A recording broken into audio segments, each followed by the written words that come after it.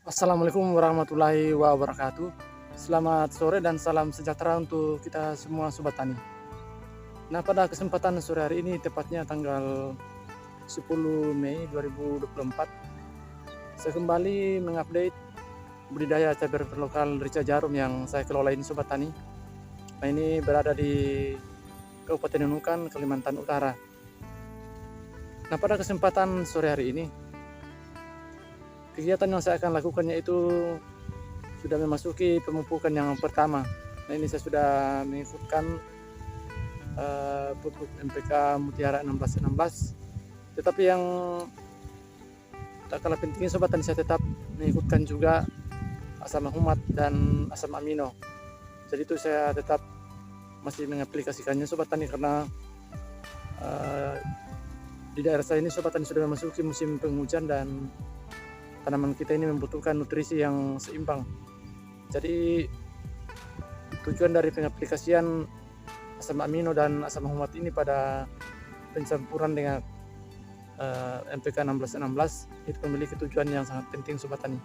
Nantinya kita akan jelaskan satu persatu. Jadi untuk saat ini tanaman saya ini sudah memasuki fase generatif, yaitu menjelang masa pembungaan. Jadi kita perlu memberikan nutrisi yang seimbang bagi tanaman kita ini, terutama untuk pembentukan bunga dan bakal buah yang akan muncul nantinya.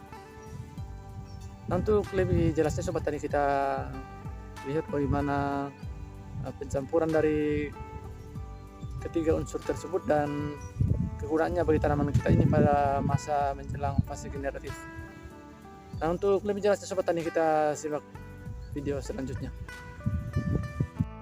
Nah, baik Sobat Tani, kita langsung saja pada pencampuran dari kelima unsur hara yang saya gunakan pada pemupukan yang pertama ini. Nah, yang pertama Sobat Tani yang saya gunakan yaitu saya melarutkan terlebih dahulu pupuk NPK 1616 atau pupuk Mutiara sebanyak 2 kilo. Kemudian saya tambahkan dengan kalsium asam humat. Saya menggunakan 2 sendok makan. Kemudian saya tambahkan dengan asam humat atau pure soil untuk pembina tanah sebanyak 3 sendok makan, dan saya tambahkan lagi dengan asam amino yaitu 1 tutup botol, dan selanjutnya Sobat Tani saya kocorkan di dalam setiap lubang tanam sebanyak 150 ml per tanaman. Nah, jadi dari populasi sebanyak 545 tanaman itu saya gunakan takaran 150 ml per tanaman. Nah, itu sebanyak 3 kali alat pengocor, atau dalam hal ini Sobat Tani saya menggunakan alat pengocor dari jerigen 20 liter. Itu saya gunakan sebanyak 3 kali. Jadi nanti saya akan bagi 3 dari larutan yang saya sudah campurkan ini. Nah, ini Sobat Tani yang pertama yaitu Sobat Tani, ini saya sudah larutkan pupuk NPK 1616 atau pupuk Mutiara yang saya rendam 1 malam. Nah, ini sudah larut, dan ini saya tinggal tambahkan dengan keempat unsur utama lagi. Jadi yang kedua saya tambahkan dengan kalsium asam humat sebanyak 2 sendok makan Sobat Tani.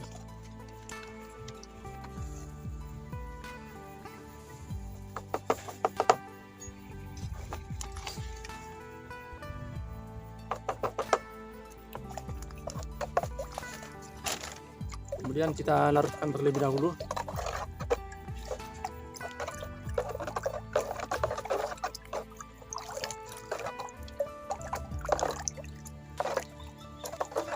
Nah, setelah itu kita masukkan lagi asam humat atau pure soil, karena ini tingkat kelarutannya lebih sulit Sobat Tani. Jadi kita masukkan dulu baru kita larutkan, baru memasukkan unsur yang lain. Jadi ini kita gunakan 3 sendok makan.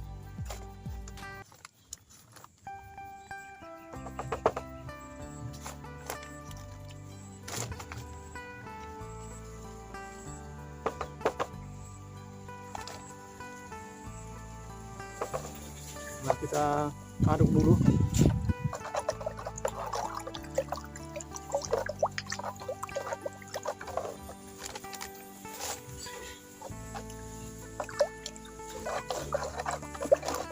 Kemudian unsur yang terakhir kita masukkan asap amino sebanyak 1 tutup botol.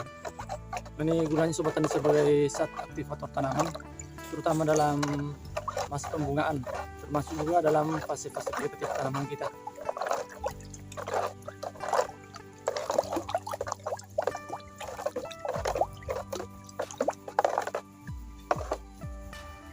Nah, untuk yang terakhir kita masukkan asam amino sebanyak 1 tutup botol ini sobat tani.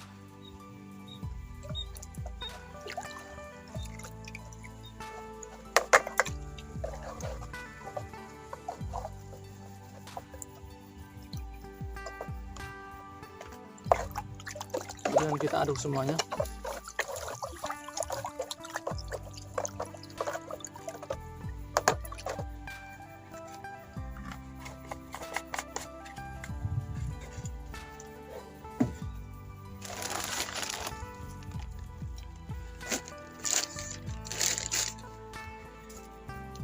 Jadi untuk saat ini sobat tani dalam pemupukan yang pertama, memang untuk saat ini sobat tani saya menambahkan unsur yang lain.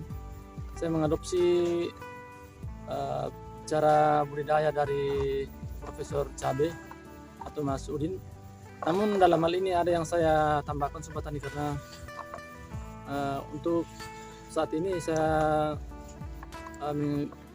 sobat tani saya menyesuaikan dengan kondisi di daerah kami ini, karena pada musim penghujan dan kemarau itu berbeda sobat tani cara aplikasinya.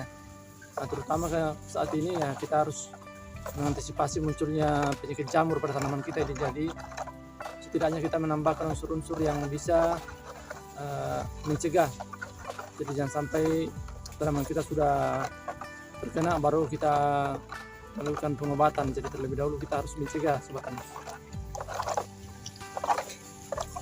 Nah, baik sobat tani, untuk cara pengaplikasiannya sobat tani sama seperti pengocoran yang pertama dan kedua, hanya kita berikan 150 ml per tanaman.